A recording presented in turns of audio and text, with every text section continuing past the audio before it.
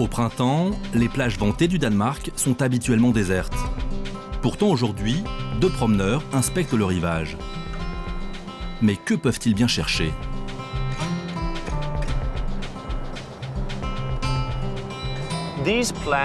Ces brins-là, ils sont presque identiques à ceux-ci. C'est très difficile de les différencier. Ça, c'est simplement de l'herbe, ça n'a pas de saveur. Alors que ça a le goût de coriandre. René Redzepi vient régulièrement faire son marché sur les plages de la mer Baltique. Là où nous n'apercevons que mauvaises herbes et algues échouées, lui voit de quoi surprendre les papilles. T'en as ramassé beaucoup? Bien. James, son commis, apprend chaque jour à ses côtés. C'est bon ça, c'est une jeune pousse. Ça a une saveur douce, sucrée, un peu comme des petits pois.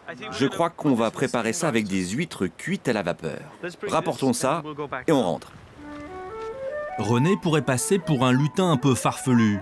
Et pourtant, dans l'univers de la haute gastronomie, personne aujourd'hui n'oserait se moquer de lui. Londres, 1 an plus tôt, coup de théâtre au championnat du monde des restaurants. Mesdames et messieurs, j'ai le plaisir de vous annoncer que le prix 2010 du meilleur restaurant du monde est décerné au restaurant Nomade René Redzepi.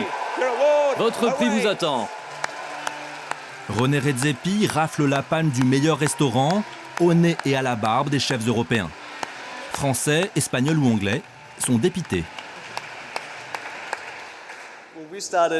Les gars, quand on a commencé il y a 7 ans, est-ce qu'on n'a jamais imaginé ça? Est-ce qu'on n'a jamais pensé qu'on irait si loin? Merci, merci, merci. Pourquoi ce cuisinier danois de 31 ans est-il devenu la référence de la gastronomie mondiale? Qui est cet amoureux de la nature capable de se pâmer devant une fleur des champs? Des violettes. De belles petites violettes. Tu sens leur arôme? Comment ce fondu d'Internet et incorrigible perfectionniste a-t-il pris la tête d'une nouvelle génération de cuisiniers? Qu'est-ce que vous pensez de ce plat? Sérieusement? Sérieusement, c'est de la daube. René Redzepi surfe-t-il sur une mode du manger sain et du retour à la terre, ou révolutionne-t-il vraiment le contenu de nos assiettes?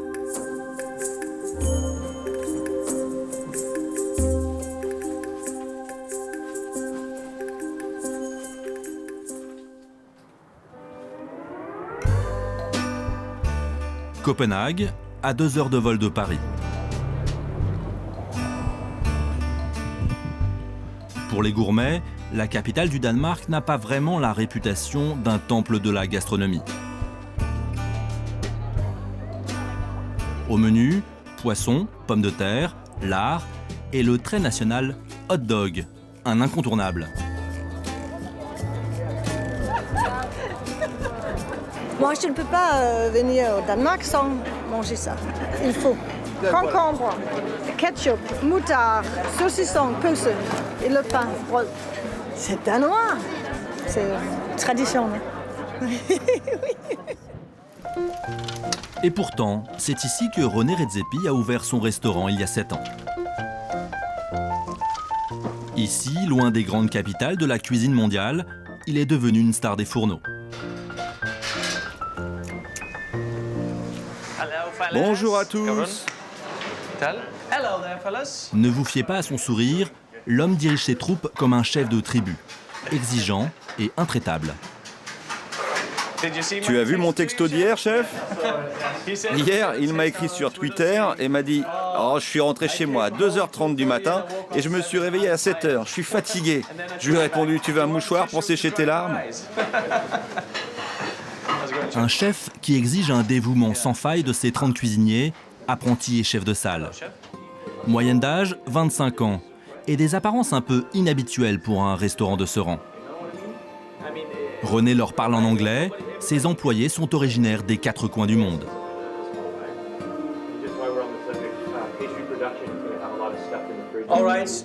Aujourd'hui, mardi, il faut que le déjeuner soit bon, les amis. La ruche s'éveille, les petits soldats de René s'activent. Ici, pas de foie gras, encore moins de caviar. Le luxe est ailleurs. Il est dans l'extrême minutie et dans la volonté d'inventer une autre cuisine, loin des modes et des dernières technologies en vogue.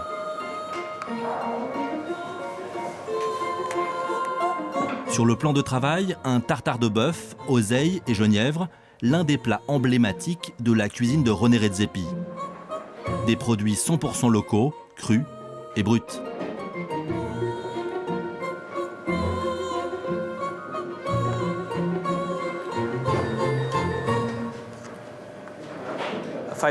Il y a 5 ans, l'innovation culinaire, c'était synonyme de recours aux technologies les plus récentes, la chimie.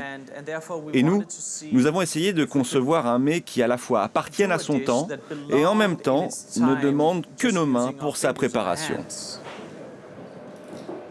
Le convive doit manger avec ses mains. Il saisit la viande et les herbes avec ses doigts, comme ça. Là, il y a 2 différentes textures, la viande et les herbes. Il y a 2 différentes températures et puis il le plonge dans les épices et dans la sauce et il le mange. C'est dommage que les gens ne touchent plus la nourriture avec leurs mains. Tout est sous plastique aujourd'hui. Si tu touches un œuf, tu attrapes la salmonellose. Si tu touches la mauvaise viande, tes enfants risquent de mourir. Il y a un rapport étrange aux produits et à la nourriture de nos jours. À l'heure où beaucoup se méfient de ce qu'ils mangent, René tente de réinventer le rapport de l'homme à son alimentation. Et sa première arme, c'est le plaisir des yeux.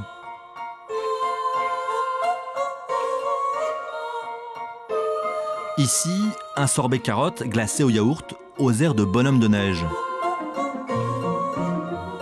Là, un champ de légumes miniature. Plus loin, de simples radis en pot où tout se mange, même la terre. C'est du malt grillé. Une cuisine malicieuse. Mais l'esprit du chef viking n'est pas que dans l'assiette. Ce sont ses murs, ses tables, sa vaisselle.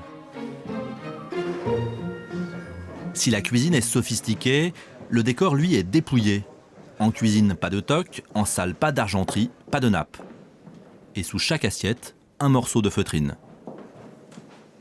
Romain est arrivé de sa Côte d'Azur natale il y a 1 an. Cette austérité danoise a mis le lieu d'un certain luxe à la française. Il l'a tout de suite adopté. C'est de l'argenterie ? Pas du tout. Ce sont des couteaux qui sont en inox. Ah bon ? Et c'est une très grande différence avec nos restaurants plus classiques. Ces couteaux, René les a chinés dans les brocantes. Ici, tout est made in Danemark. L'ensemble, la table, c'est une table qui a été poncée à la main, qui est faite en bois de chêne, qui a été fumée, donc c'est un travail artisanal. Et les chaises également, avec ces petites peaux de mouton qui sont dessus. C'est le côté viking, et c'est vraiment dans la tradition de s'asseoir aussi et d'avoir sa petite couverture parce qu'il fait un petit peu froid. On travaille sans guéridon, on travaille sans cloche. Dans un restaurant étoilé à Paris, c'est pas possible, ça. Voilà, c'est pas possible. Un service informel, des tenues décontractées, une discipline très discrète. Ce parfum de démocratie à la scandinave, c'est ce que Romain est venu chercher ici. La première chose que je suis arrivé, c'est je me suis dit où je suis. Qui est le responsable? Qui est le chef? On n'a pas un maître d'hôtel avec la queue de pie qui va nous dire quoi faire. Si on veut travailler avec des équipes dynamiques, je pense que c'est le lieu où il faut être. Le restaurant, installé au rez-de-chaussée de cet ancien entrepôt portuaire, paraît encore plus austère à l'extérieur. Même son nom est sobre, à l'extrême. René l'a baptisé Noma, ce qui signifie nourriture nordique. Pour des clients habitués à un luxe qui se voit, c'est déjà le début de l'aventure. Antoine est français, il vit à Londres, c'est un gastronome averti. Aujourd'hui, il est venu en famille spécialement pour déjeuner chez René Redzepi. Noma est pour les fins gourmets la table qu'il faut découvrir à tout prix. Alors nous, on vient d'abord pour le restaurant. Moi, j'ai lu un article dans la presse culinaire comme étant un cuisinier assez révolutionnaire et ayant réinventé la cuisine nordique. Donc la curiosité était là. Je m'attends à quelque chose de très nature. Je m'attends à manger de l'herbe, à sentir de la terre peut-être. Donc voilà, ça va être la grande surprise.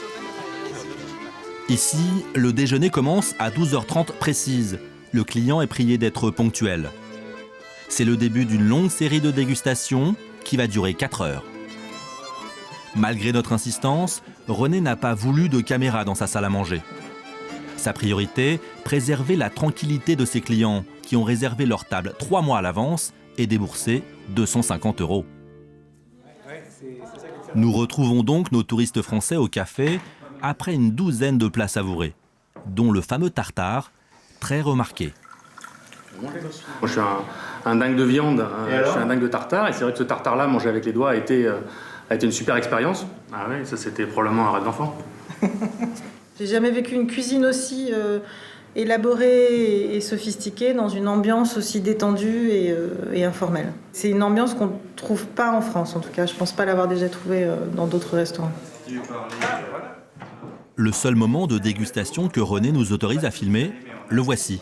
C'est une friandise. En langage redzepi, cela donne...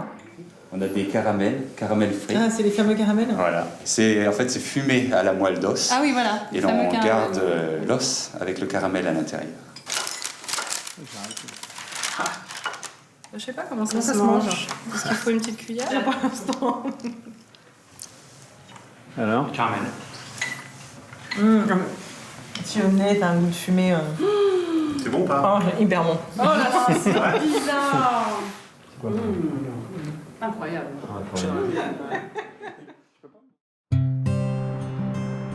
Comment René le Danois est-il devenu un maître de la haute gastronomie? Pas par vocation en tout cas. Si à 16 ans il s'est inscrit à l'école de cuisine, c'était pour suivre son meilleur ami. D'ailleurs, dans sa famille, on ne le destinait pas du tout à travailler derrière les fourneaux. Surtout pas son père, modeste chauffeur de taxi, originaire d'ex-Yougoslavie.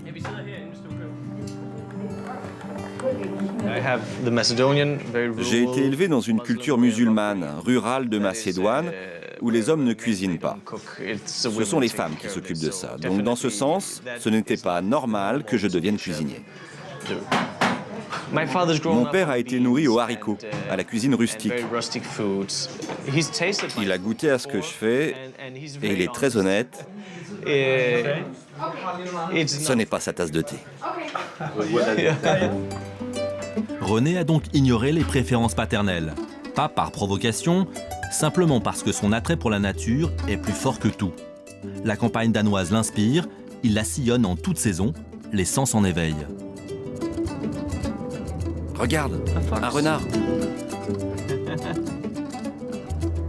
James, son commis, est encore du voyage. René ne cuisine que des produits locaux et de saison, bien sûr. Il vient aujourd'hui s'approvisionner auprès de son maraîcher préféré. Ensemble, ils font revivre des légumes oubliés et explorent de nouveaux territoires. Regardez ici. Vous avez déjà essayé de consommer les racines? Non. Elles devraient vous plaire. Essayez. C'est doux comme goût, alors que la feuille est très amère. Ce sont de vieux choux de l'année dernière. Les feuilles sont donc un peu amères, mais si tu épluches un peu, tu atteins le centre, la tige, qui est juteuse comme une asperge. Ça ne vient pas des livres, ça vient de lui, de ses innovations.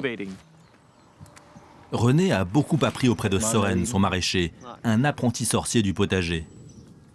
Søren cultive notamment 6 espèces de betteraves, 10 variétés de laitue et peut laisser ses carottes en terre pendant 1 an, rien que pour tester une autre saveur.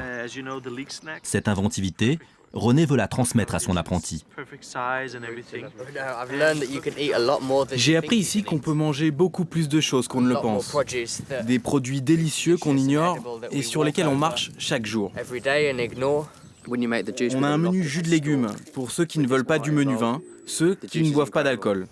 Eh bien, quand tu extrais le jus de ces tiges, c'est incroyable. J'ai appris à apprécier cette partie-là, alors que normalement c'est une partie que tu jettes. Choux, cressons sauvages, fleurs d'ail, le marché de René est terminé. Il rentre à Copenhague pour le service du soir.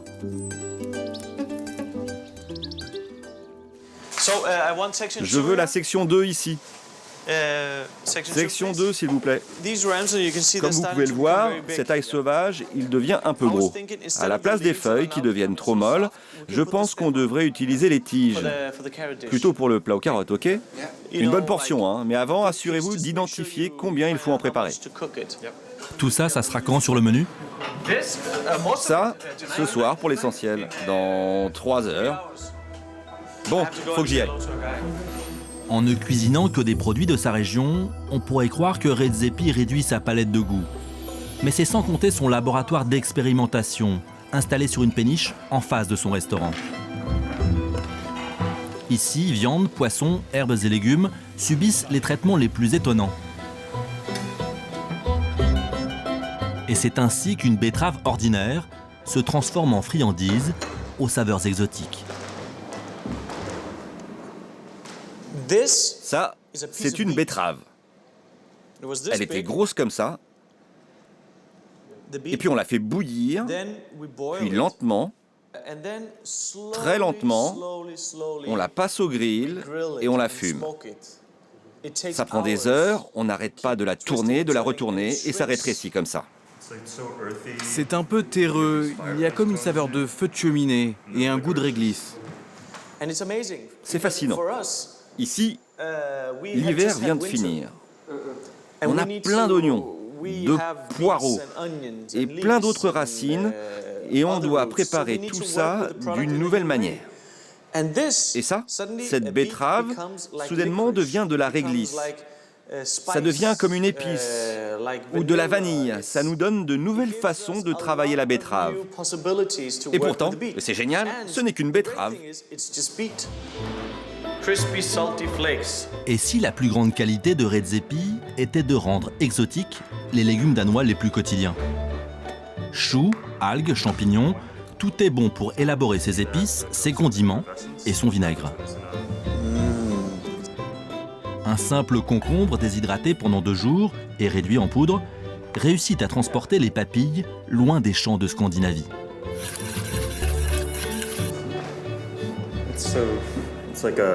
Il y a tellement de profondeur, ça a une telle apparence d'épices. Ça ressemble à quelque chose qu'on pourrait trouver au Moyen-Orient. Et pourtant, il n'y a rien d'autre que du concombre. Donc soudainement, nous avons des épices. Nous ne sommes plus au fond du Nord protestant où l'on mange de la nourriture rudimentaire juste pour survivre. Nous devenons d'un coup une région riche en épices pour peu que nous sachions comment les obtenir. Maintenant, la question suivante, c'est si on parvient à faire ça avec un concombre, qu'est-ce qu'on peut obtenir avec le reste? Cette sauce concombre, René la teste aujourd'hui sur un agneau garni de petits pois. Loin de la cuisine moléculaire ou d'une certaine sophistication à la française, il essaie et se trompe parfois.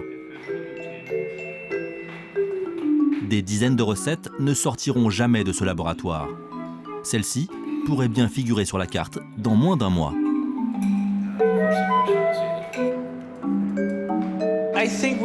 Je crois qu'on s'approche de très près. Le concombre, la saveur de petits pois, on va ajouter d'autres herbes du printemps qui ont un goût de menthe. Ici, dans cette pièce, il nous arrive parfois d'essayer encore et encore et encore. René Redzepi joue les pionniers. Mais a-t-il déjà été copié? A-t-il fait des émules? Pour répondre, il suffit de se promener à Copenhague. La capitale est devenue une destination gastronomique, c'était impensable il y a seulement 5 ans. Exemple, le restaurant Géranium. Son chef, Rasmus Koefoed, a décroché cette année le Bocuse d'Or, le concours du meilleur cuisinier du monde. Et ce n'est pas une surprise. Les années précédentes, il avait déjà remporté le bronze et l'argent. C'est le sacre d'une nouvelle génération. Le Noma fait grimper le niveau de la scène gastronomique danoise à un degré jamais atteint. Et c'est très motivant. Vous avez ici tout un tas de jeunes chefs avec du talent, beaucoup d'énergie. Ils sont très proches de la nature, des saisons. Ils essaient de créer leur propre cuisine et de repenser la gastronomie danoise. Novateurs et décomplexés, ces jeunes chefs prennent aussi un malin plaisir à défier les cuisiniers français. Je suis un compétiteur et je voulais vraiment les gagner. C'est le seul endroit au monde où vous pourrez trouver ces trois-là réunis. Pas même en France. On essaie vraiment de s'améliorer, de rester concentré, de toujours faire mieux, et c'est pour ça qu'on devient plus fort. Peut-être que ce mouvement en Scandinavie peut donner de l'inspiration aux chefs français pour qu'ils repensent la cuisine française. Retour au Noma, il est plus de minuit, les derniers clients viennent de partir. Les disciples de René sont au fourneau depuis ce matin, mais avec le chef, ce n'est jamais fini. Ce soir, comme tous les samedis, chaque cuisinier doit présenter un nouveau plat devant l'équipe. C'est vraiment délicieux. Ce bouillon est...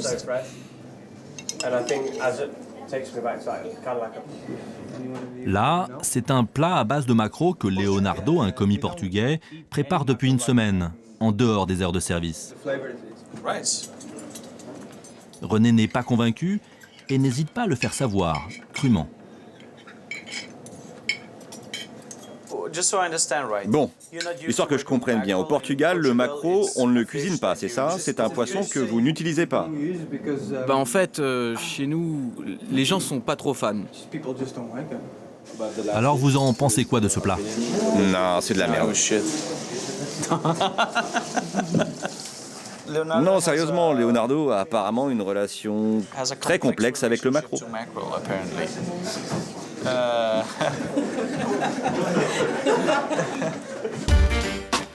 Direction Londres. Demain, c'est la remise du prix du meilleur restaurant du monde, celui que René a gagné l'année dernière. Il y est encore une fois nominé. Mais ce soir, rien à voir avec le prix. René cuisine pour le plaisir chez son ami Claude Bozy, un chef français. Guest star de la soirée, il signe la carte de ce 2 étoiles renommé pour un dîner exceptionnel. On était complet en 45 minutes, je crois. On avait des gens qui faisaient la queue devant la porte. Comment vous expliquez ça? Oh, c'est René, comment tu veux que je t'explique ça? Yeah, razor clam will go on table 11. Claude Bozy a appris auprès des plus grands chefs français. C'est un cuisinier chevronné, pas facile à impressionner. Lui aussi est nominé au championnat du monde des restaurants. Et pourtant, devant les créations de René, il est sous le charme. Le premier plat qu'on a préparé, c'est de la mousse forestière qu'on frit.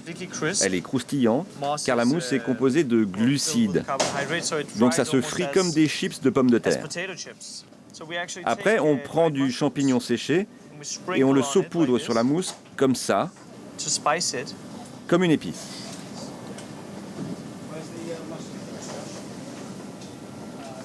Et on sert ça. And then the other thing we do is the classic flatbread. T'as l'impression d'être dans les bois. You feel like you're in the wood. Yeah. C'est fantastique. Ce qui m'étonne, c'est la simplicité. Il a une histoire à raconter. Il a un terroir qu'il veut faire découvrir. Et quand il l'a commencé il y a 7-8 ans de ça, tout le monde s'est foutu de sa gueule. Ils lui ont rigolé au nez. Et maintenant, qui c'est qui rigole? C'est lui. Et j'espère qu'ils se feront bien la gueule. Alors, c'est fou, non? Ce soir, ce ne sont pas des convives ordinaires qui viennent dîner, ce sont des critiques gastronomiques parmi les plus réputés. Ils sont à Londres pour la remise des prix du lendemain. Ils sont chefs cuisiniers, journalistes ou blogueurs, italiens, japonais ou américains. Ils font ou défont la réputation des grandes tables.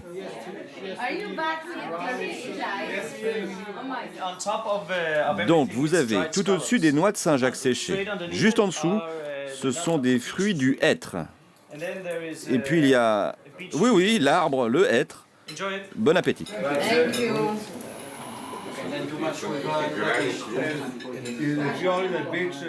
Ce goût d'océan, délicieux. Ça a beaucoup de saveur. Exactement. Oui. Délicieux. Et ces poires aussi sont délicieux. Et du chroniqueur du Wall Street Journal à Ali, l'un des blogueurs culinaires les plus en vue du moment, c'est l'unanimité. Mais Redzepi est-il réellement novateur ou est-il seulement dans l'air du temps? Oui, il y a une mode, il est fashion. Mais sa cuisine aura un impact fort parce qu'elle fait écho aux préoccupations des gens sur l'écologie, à la protection de l'environnement.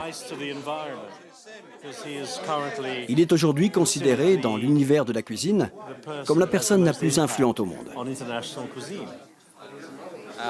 Je pense que Noma est aujourd'hui le meilleur restaurant au monde. Et je suis persuadé qu'il gagnera le prix lundi. Et qu'il le gagnera dans les 2-3 prochaines années tant que René y sera. Tout indique aujourd'hui que René a trouvé la recette du succès.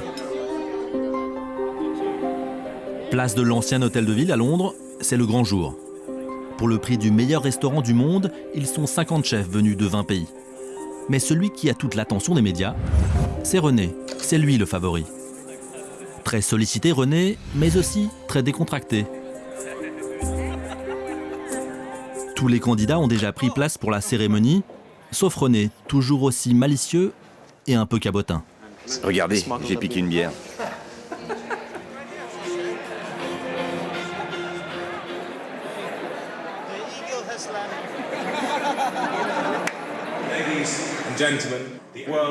Le prix 2011 du meilleur restaurant du monde est décerné au Noma.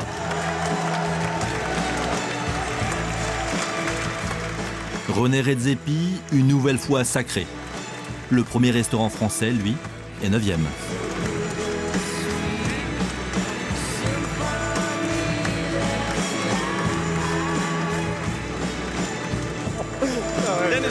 C'est pas mal, hein? 2 années de suite. Tu l'as fait, c'est fantastique.